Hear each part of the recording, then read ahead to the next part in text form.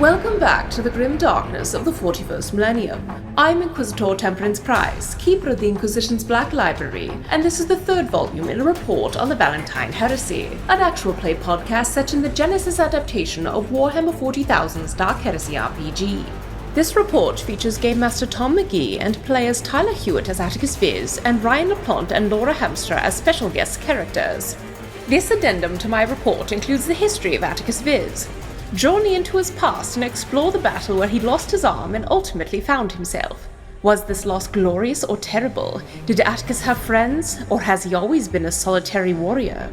And what early lessons ultimately shaped Valentyne's trusted right hand? Find out next in this episode of the Valentyne Heresy.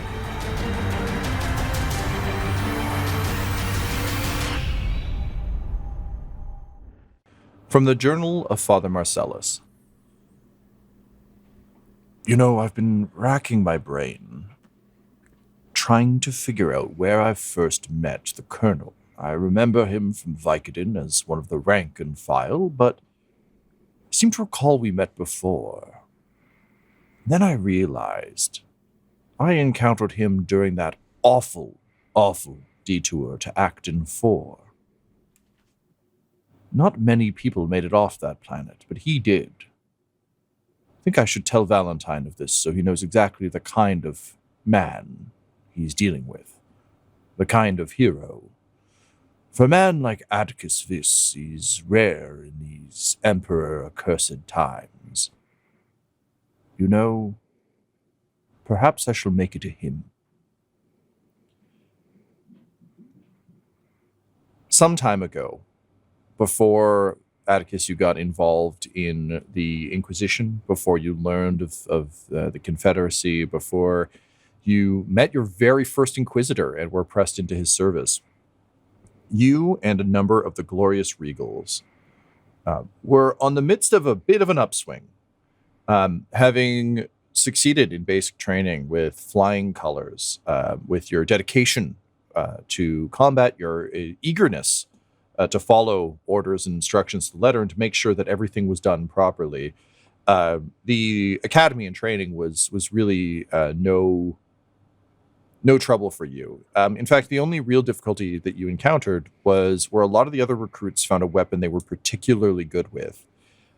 You were fine with a lot of things, but never really found that one thing. A lot of your fellow recruits started to specialize, some when it became scouts, some became demolition experts, some were training with heavy weapons, snipers, and you tried a lot of them and it didn't quite click for you. And you were told by your instructors and some of your fellow recruits that this is often a very common situation until you're on the battlefield.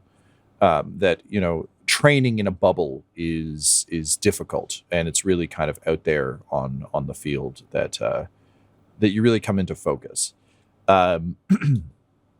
Which, as someone who's worn glasses your whole life, you understand quite well. So, Trooper Vis, you find yourself on a transport vehicle, and you're traveling between sectors. There are rumors that the Glorious Regals will be called up into extraordinarily active duty and put into a live war zone of the utmost importance soon. So far, you and your unit have had a number of small successes, and generally the regiment's reputation and renown is growing within the sector, and important people are starting to notice. Flavius Septimus, the commander of the Glorious Regals, has taken to sending out semi-regular Vox recordings to be played to recruits. And his most recent one is still kind of ringing in your ears as the commander himself, who you've yet to meet in person, has sort of loudly declared, "We are on an upward trajectory.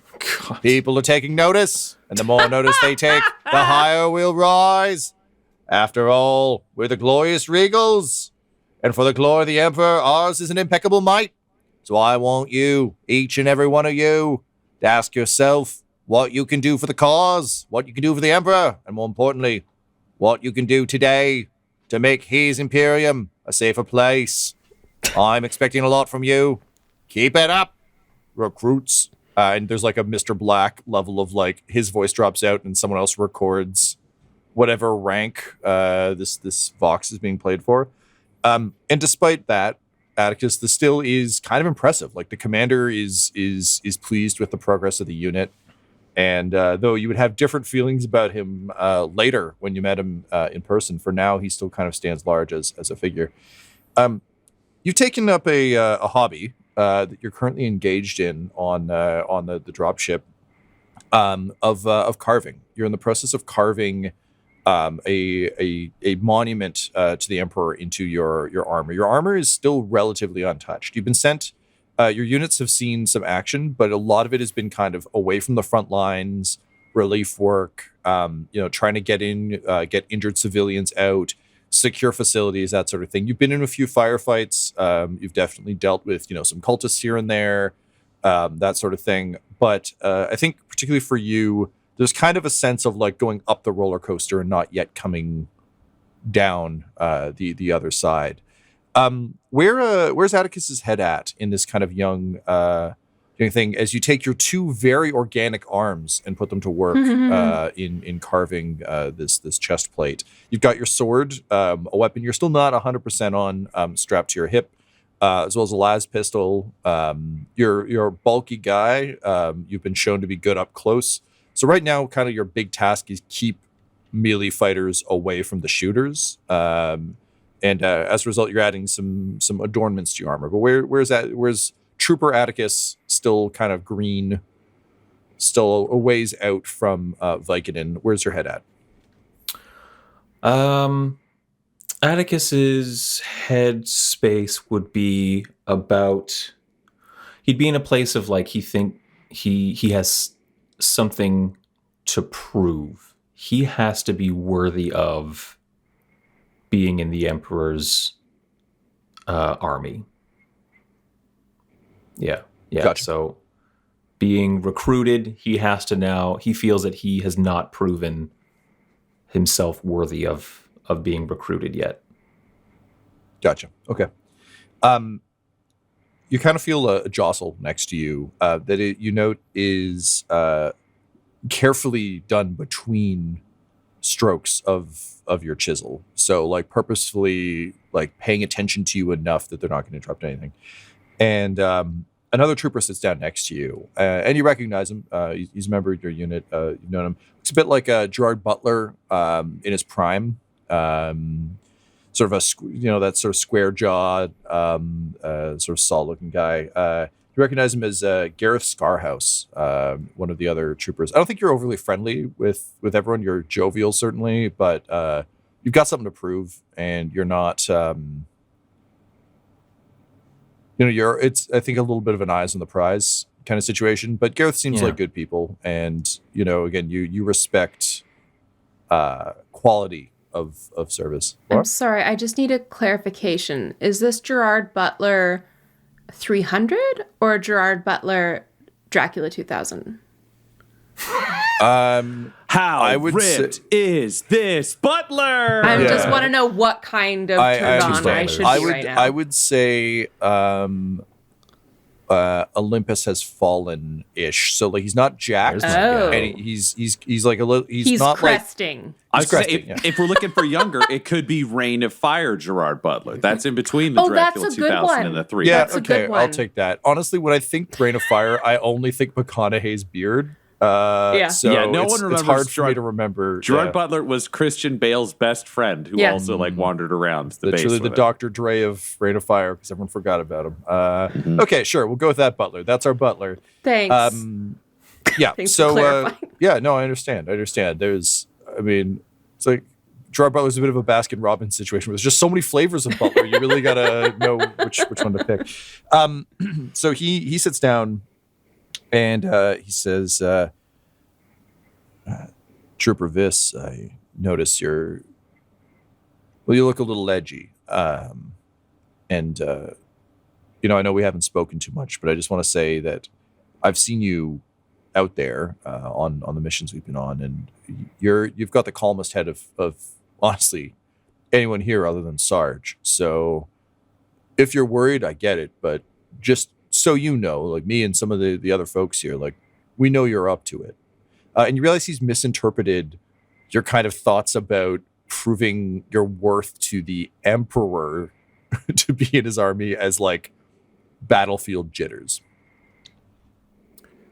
Okay. Yeah. I think Attikus will look at him kind of like confused, like cock an eyebrow and just look at him and say, what are you saying right now?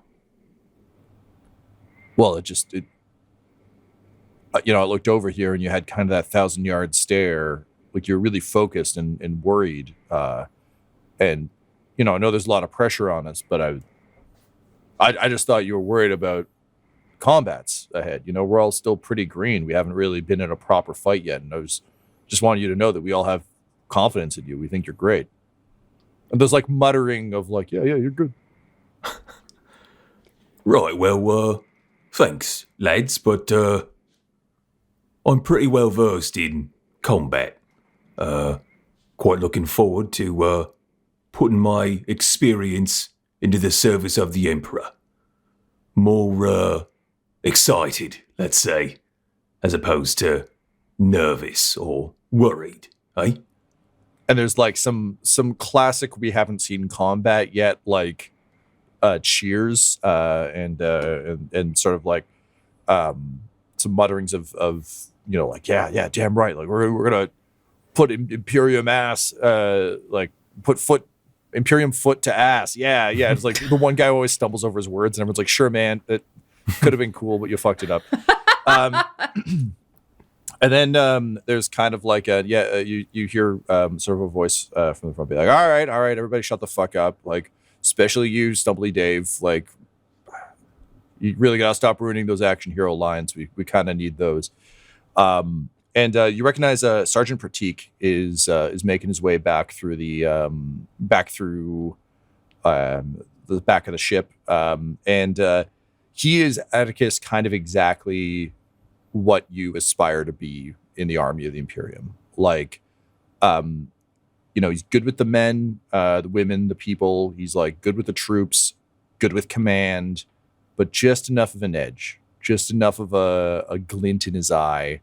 That you know exactly when he's bending a rule, why he's doing it, and also just a fearsome fighter. He's known for dual wielding chainswords in a way that a lot of people don't. You've done some sparring with him. You don't know him personally. Again, like it's a big unit, but Sergeant Pratik is like a good. He's exactly kind of what you think the army of the Imperium should be. And so far in your experience, kind of is, because you've sort of lucked out with a lot of this crew. And Pratik just says, so we've received some updated orders. Seems there's a problem on a local planet nearby, known as Actin IV. It's a sort of minor fiefdom type of situation, but they're kind of important to the very specific part used in the construction of land speeders. As you know, our armored brethren in the Adeptus Astartes are rather fond of them. Don't let me drive them, but if they did, I'd probably be fond of them too. They're a very useful tool for advanced scouting and speed, and we need those things flying as best we can, as many of them as we can. So it's our job to go down there and have a word with the governor. Seems he thinks he's beyond the reach of the Lords of Terra. Managed to flip his local planetary defense forces, and now the PDF is standing with him. Now, the bad news is some of our fellow Imperial Guardsmen were killed on the planet when he turned on them. So the word I've gotten from the remaining commander on planet side is the Commissar is dead, their legions are in shambles, and this asshole is holed up in his mansion. Now, the good news is they went down fighting, and they punched a hell of a hole in his front line. But seems they need a hand to drag him kicking and screaming off his little throne. So that's what we're going in to do. Now, look, I don't need to tell all of you how important it is to make sure that whenever one of these assholes puts their head up, that head comes off. So we can't have this kind of dissent. And we particularly can't have someone in control of a planetary defense force and a vital piece of the war machine turning on our troops. Now, I know we all dream of getting to wet our blades on, Xenos or heretics or, punching some scumbag directly back into the warp. But this is equally important. This is what the Emperor wills. This is what we must do. So we're taking a little detour, folks. I need you to suit up, get ready, because as soon as we hit the planet side, we're going directly into an active combat scenario. We cannot let our fellow guardsmen have died for nothing. And if we fail, that's exactly what will have happened. So suit up. We're about to, we're making the detour. We'll be making planetfall in about an hour. So smoke them if you got them, but do it quietly because you're not supposed to have them. And with a nod, he kind of makes his way back through, sort of up into the guts of the ship. You can think of this as like a troop transport that has kind of almost like D-Day Normandy style landers. Certainly nothing as impressive as drop pods because like you're all real fleshy and you just explode. So you've essentially like you're in one of those now getting geared up because you're going to be making active plan side. So Attikus, leaving the work of your armor, which is looking rather resplendent, I may say, Scarhouse just kind of like goes to pat you on the shoulder and like hits one of the spikes. He's like, "Ow, God, damn, that's impressive, Vis. I like your style." And thank you. And he says, "And hey, look, I'm sorry we got things so wrong. We just we're lucky to have you. I feel like you're the wall that keeps the rest of us safe. So appreciate the work you do. Let's go kick some ass." Too right. So he makes his way off, and you find yourself gearing up, surrounded by a couple of unfamiliar troopers from the unit. You know everyone by face and possibly by name. Ryan and Laura, who is Attikus gearing up next to? He's gearing up next to demolitions expert Tsavora Dragonorov. Dragonorov. Yeah. She's a cool lady who doesn't take shit from anyone. All right, awesome. So you're a demolitions expert. What kind of gear are you strapping on? If you'll recall, the Glorious Regals wear an unnecessarily formal, like almost dress uniform style jacket. So in re-listening to the previous episode to get a taste for how we described them, I described then Prince Charles when he's doing tours, now King Charles, his kind of fancy red outfits. From when he's, going around doing his thing. So the Glorious Regals are overdressed at all times. You look a little bit like a fucking nutcracker. That said, everyone, including sort of future state Attikus, has modified their outfit to suit their needs. So for Dragonorov, your demo expert, what kind of gear do you have and what kind of modifications have you made to this overly dressy outfit, if any? So I've got a flamer. And I've got a demo charge. That's just like a bomb. Yeah, it's like a big, you can think of it as like a big flat, it's almost like a landmine, but that you slap on the side of a vehicle or a wall. Okay. So like a heavy breach charge.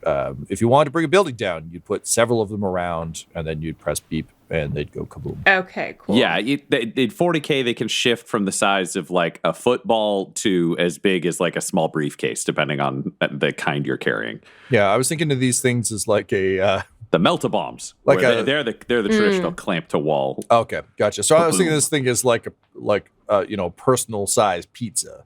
So demo charge just being like, it's not quite as big as a melta-bomb. There are like the Glorious Regals have they come from money. Your planet is very moneyed, and as a result, you have some toys that people don't normally get. Hence the abundance of like high quality weaponry on your persons. That said, not everyone gets a melta bomb because you're all recruits, and that's a recipe for a lot of dead recruits. So yeah, like a personal pizza, a personal planned pizza if I'm Guy Bradford. But yeah, so small charge that probably like hangs off your belt. Cool. Yeah, and what have you done with your fancy garb, if anything? So Savora, she is everything's like weird kind of black smoky flame like coming up from the bottom of her, basically all of her like clothing and armored up to like halfway, and then the rest is just like to like an orange glow above the smoke to like deep red. Right. At the top. I love that. So just like basically been like quietly smudging the like char off the flamer into her outfit and being like, oh, it's just dirty, but like secretly turning it into an awesome like fire outfit. Love that. Great. So we've got Sephora and Ryan. Who else is getting ready next to Attikus? I am Moose Mouse. Moose Mouse.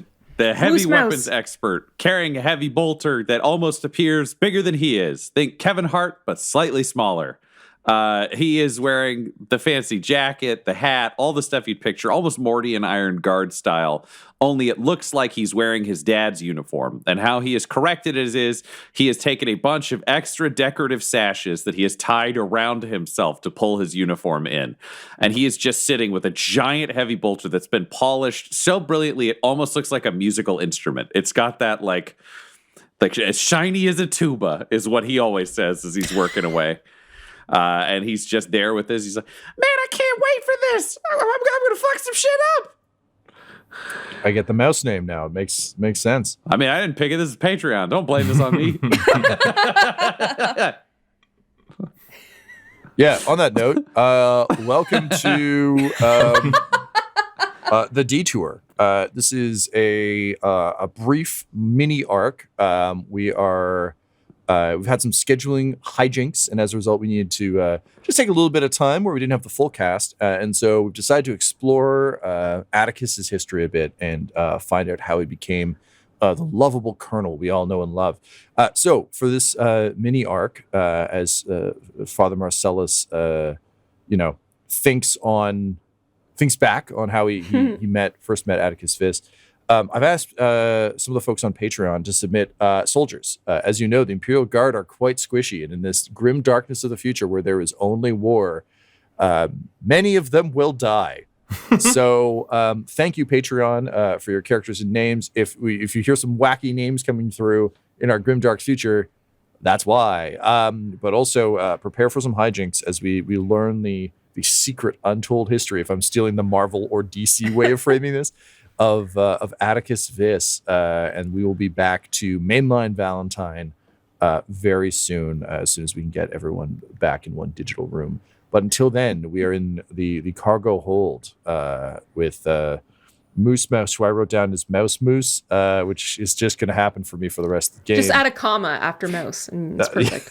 Yeah, like Bond, yeah. James Bond. Yeah. We've got Savora Dragonorov, and of course Attikus Vis. Savora is sorry. We got like the actor prompt here, like what actor would play them is Perry Gilpin, i.e. Roz from Frasier. So she just looks to Moose and Attikus and says, but guys, how am I ever going to find man if we just keep getting detoured to these backwater planets? Hey, baby, I'm right here. You never again. There's like laughter throughout the hold. I think like most of the people have had a fling with Moose Mouth at some point. And with Moose Savora. Mouth is It's that just he like, earned himself. Yeah. Hey, man, I do what I do. Can't blame me. There's more than enough moose mouse to go around. You guys want some moose meat?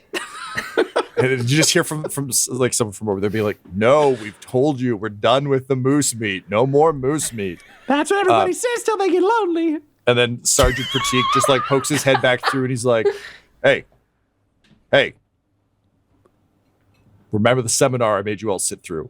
No more fraternization. Seriously, they will break up the unit. They will send you to different units if you all keep fucking each other. So just stop being such a wet blanket. And like that wounds him deeply. He likes being the cool mom, and he's just like, I'll show him what he can do with a wet blanket. I've told you, Moose Mouse, never Roz, again. I mean, Savora rolls her eyes. Yeah. So Attikus, your faith in this unit is, I think, quickly dwindling as the Gareth Scarhouses stand like tantalizingly far away from. I'm just losing here. The grim dark future setting where they can't stop the guardsmen from fucking. It's just really funny. It's a societal problem. I mean, I can fucking vent the whole unit, but then we have to really figure out how Attikus survived in vacuum. Look, we decided to go to Patreon for these names, these characters. Yeah.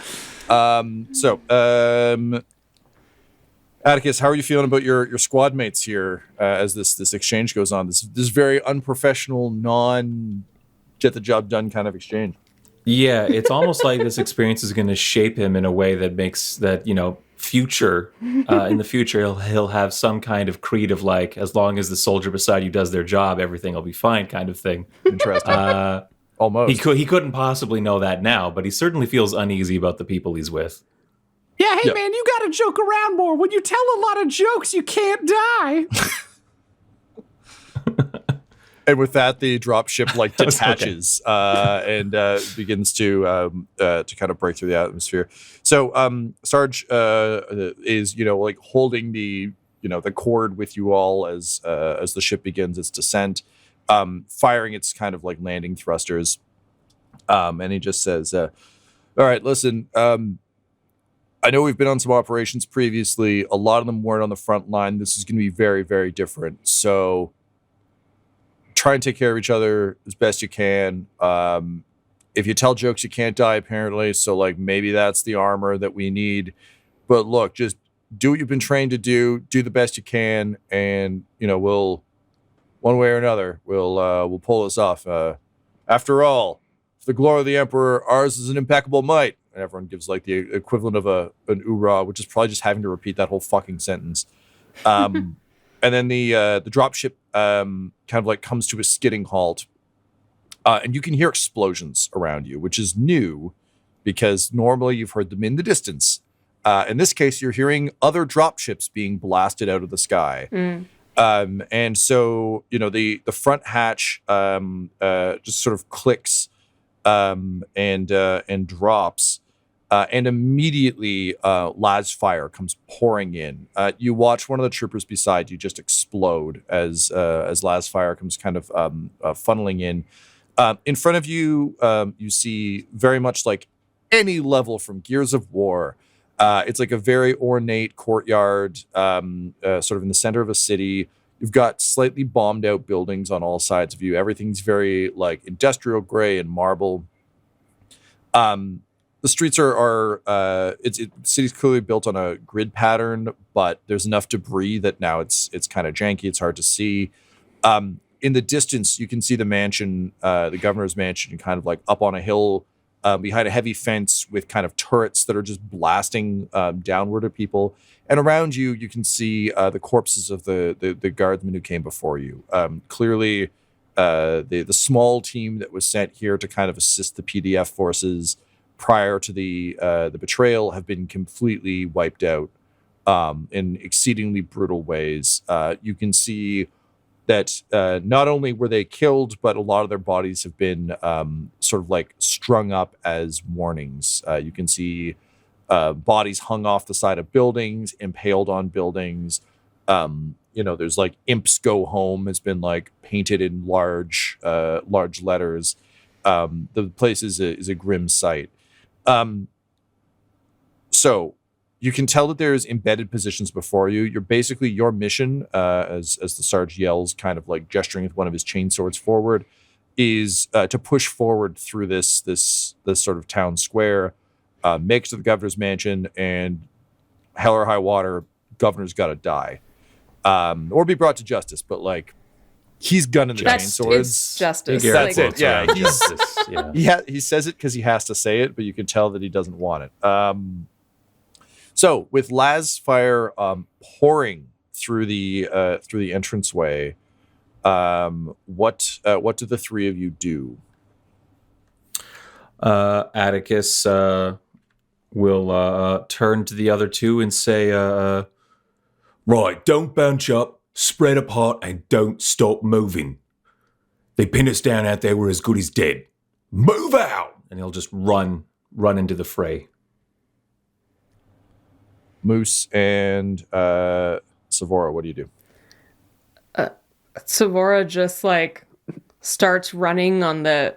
She'll take like the right outside edge and just start flaming stuff just to set things on fire and cause chaos. Yep. And Moose? I ain't here to get pinned. I'm here to do the pinning. And he runs out, and then he'll just brace his heavy bolter and just open fire on whatever. Because, like, if they're working at a string of bunkers, he knows, okay, like, he seems like an idiot, but he does actually know his job. So it's like he's got to be there to open fire to get people to duck down so that people with, for example, Attikus with the sword or the flamer can get close.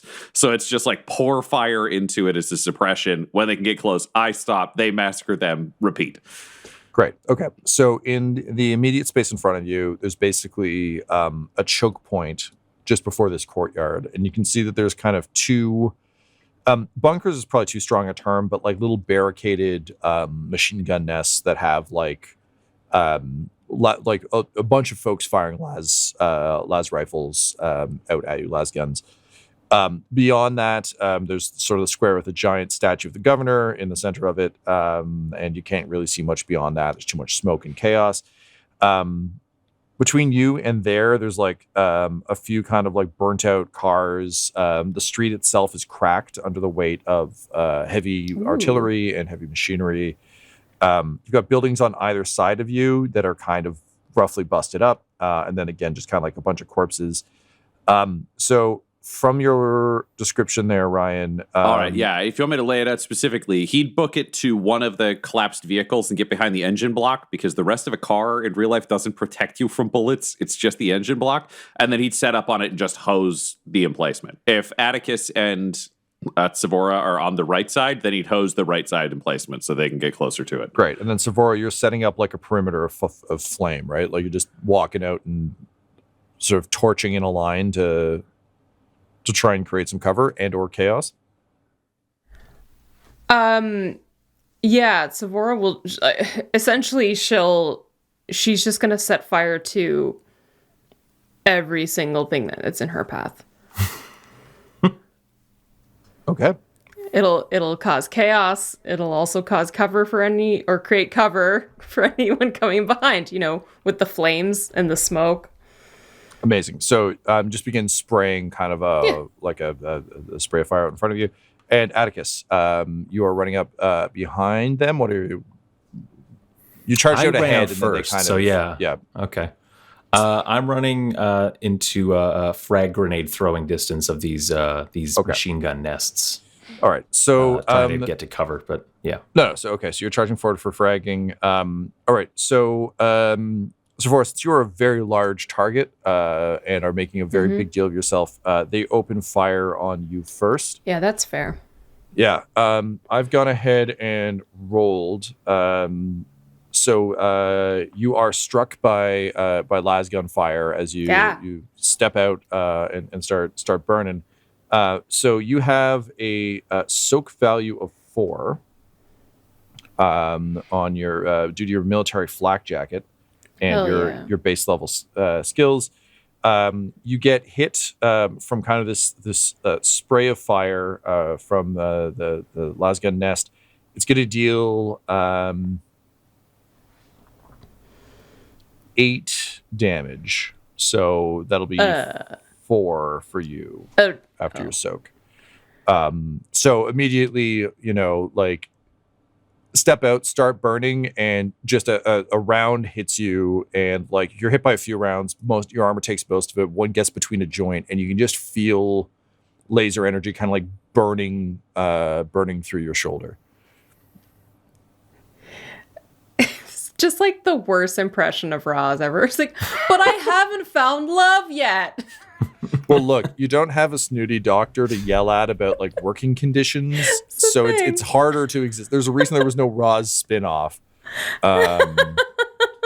So you yell that and you continue to spray fire. Attikus, the other nest is going to open fire on you because you are charging forward. But I'm going to say they are also under fire from Moose, so that will give them some disadvantage. And you have defense, I believe, Tyler, of 1 for ranged. 1 for ranged. Okay, great. All right, we're rolling. 1 failure. So due to the heavy fire they're under from Moose, Attikus, you're able to get up to range. I'll also say, in terms of story points, you're all very, very squishy. So I'm gonna say it's 3 and 1 in favor of you. Oh, that's nice. To kick things off. Want to make sure y'all get a kick at the can before you kick the can. Before kicking the can? Yeah. All right, Attikus, it's you're charging forward, and yours is the most direct action. What do you want to do? It's just to get to cover so that I can lob a grenade into the nest. Okay, great. So let's go ahead with a throw. Okay. For those of you listening at home, Attikus, being earlier in his adventure, is a much lower statted character than the one we know and love. So get ready for some weirdness. All right. So this is ranged light, 2 yellow, 1 green.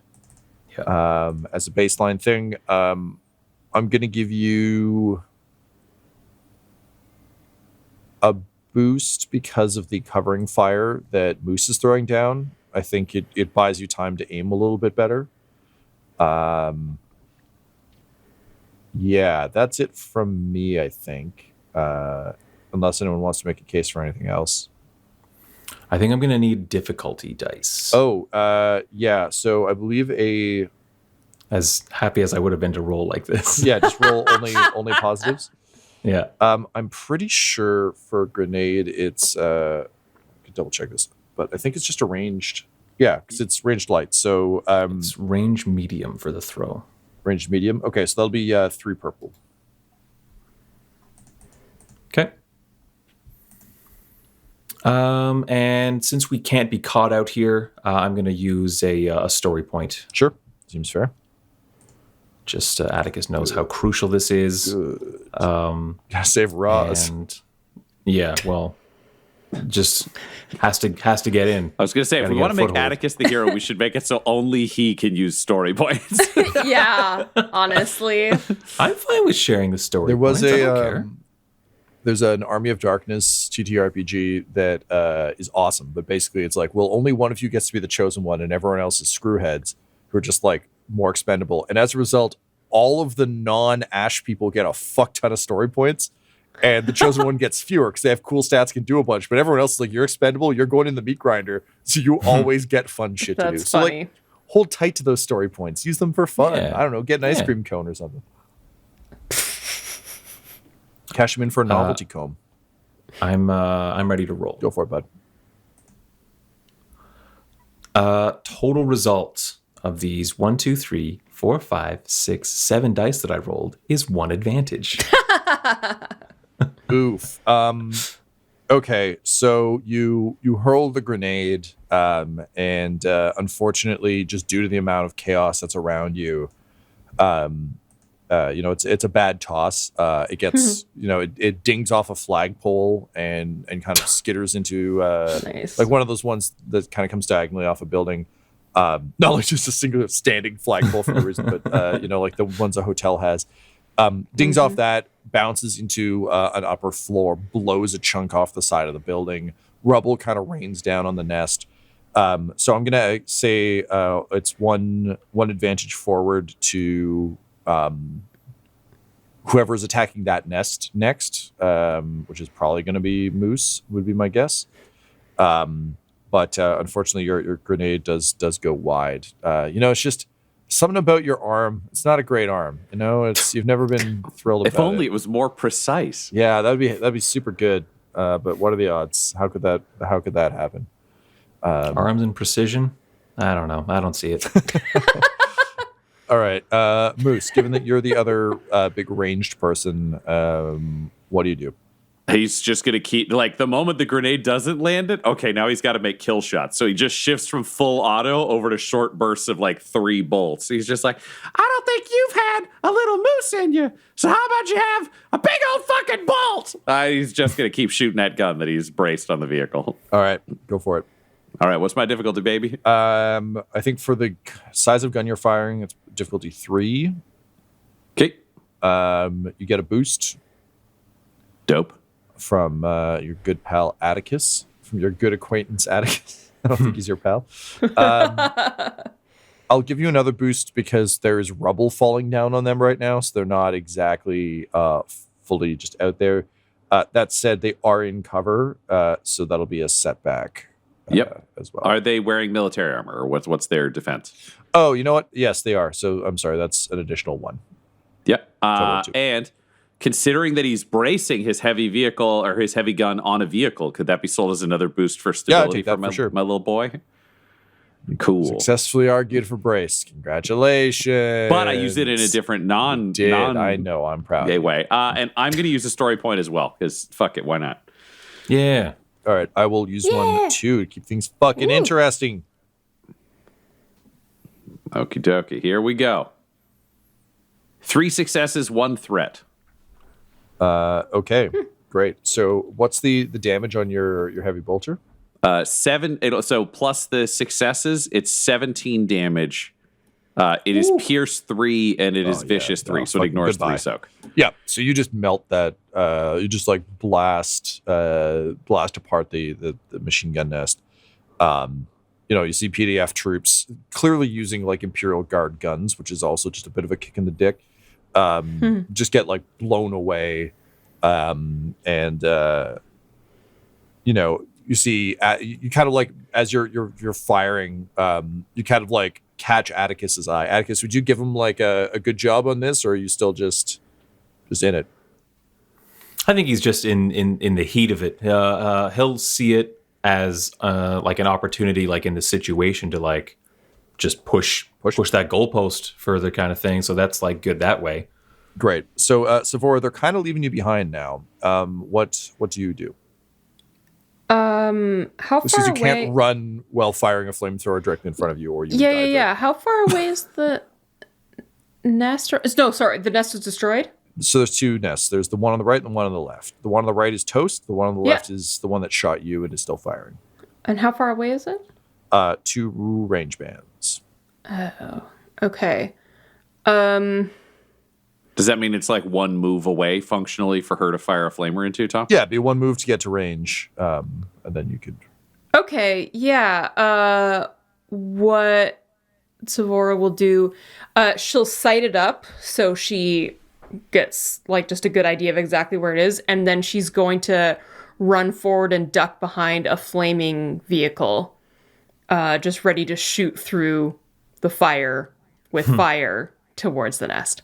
Okay. Awesome. Do you want to do that this round, or are you going to wait? Well, yeah, if I can, then fuck yeah. Go for it. It's 1 shot, baby. Let's do it. Oh, yeah. All right. Oh, okay. What am I doing here? This is a flamer. 2 yellow, Laura. Playing to your strengths. It's just 2 yellow, right? It is just 2 yellow. Cool. Because we're all weak. Right. Okay. So 2 yellow, difficulty of 2. Yep. I think based on this range. I'm going to spend no, I'm not going to spend any story points. I'm going to spend a story point. Okay. Well, I like you. Well, I like you. You just need to get to know me. All right. So that switches us to 1 and 3 in my favor. Yeah. I'm going to give you a.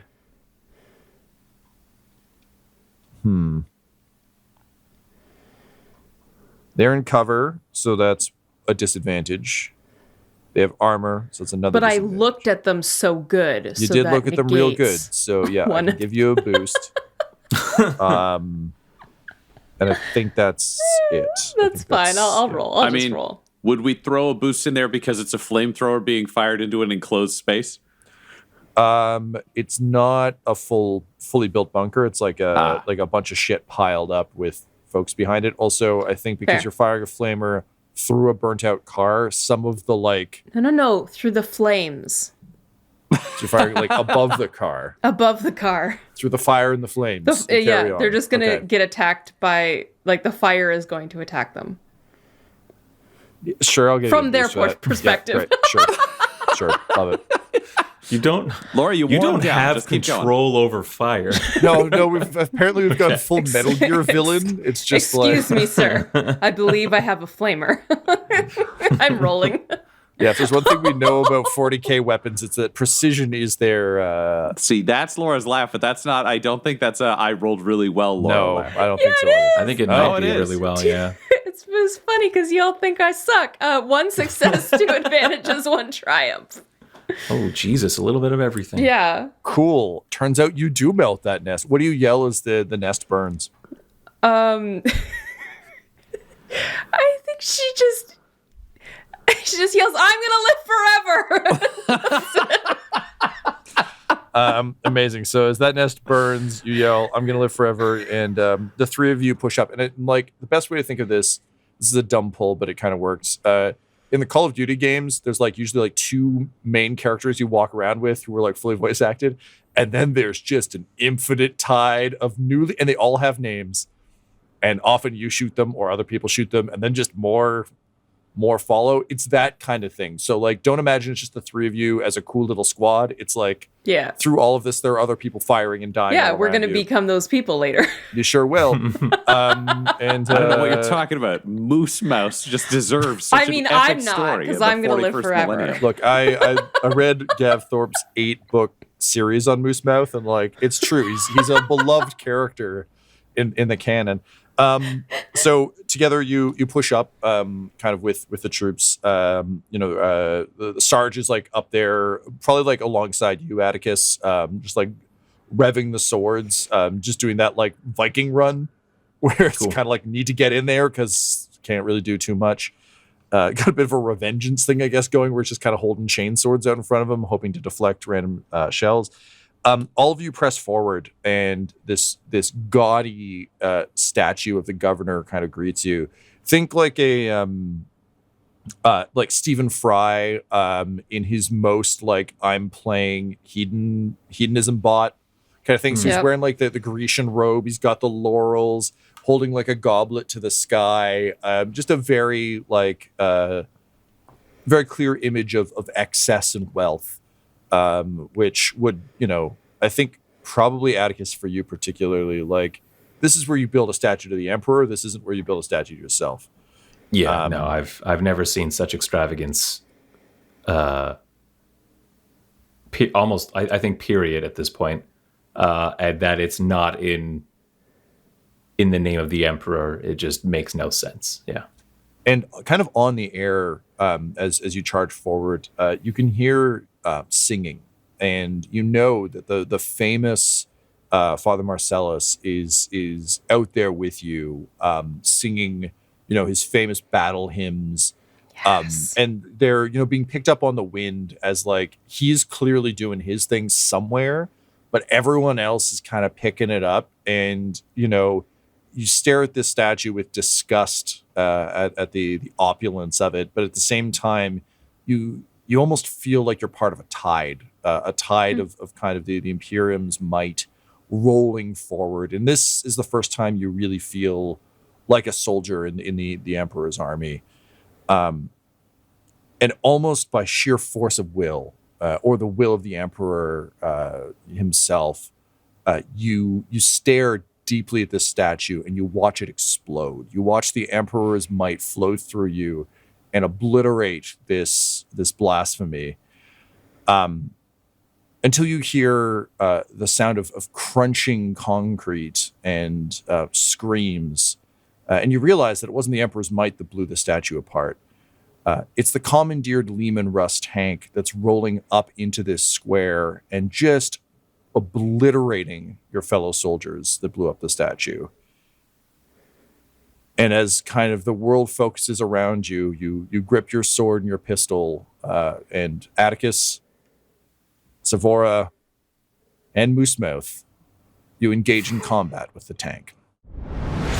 This episode of the Valentyne Heresy features Ryan LaPlante at the Ryan LaPlante on Twitter as Inquisitor Lucius Valentyne, Tyler Hewitt at Tyler_Hewitt on Twitter as Attikus Vis, Laura Hamstra at EL Hamstring on Twitter as Eli Sharp, Del Borovic at Deltastic on Twitter as Morgan Rawls, and our Game Master Tom McGee at McGeeTD on Twitter. This episode was edited and mixed by Laura Hamstra, and the Valentyne Heresy's artwork was created by Del Borovic at delborovic.com, DELBOROVIC. Our theme song is The Hordes by Megan McDuffie, and our ads use the tracks No Control and Chiefs by Jazzar, JAHZZAR, available at freemusicarchive.org. When it comes to Dum-Dums and Dice, you can visit our website at dumdumdice.com. Our Twitter and Instagram are at dumdumdice, and on Facebook at facebook.com/dumdumdice. We have merchandise available at redbubble.com/people/dumdumdice, and most importantly, you can join our Patreon at patreon.com/dumdumdice. That's DUMBDICE. Ave Imperator, and death to all the heretics.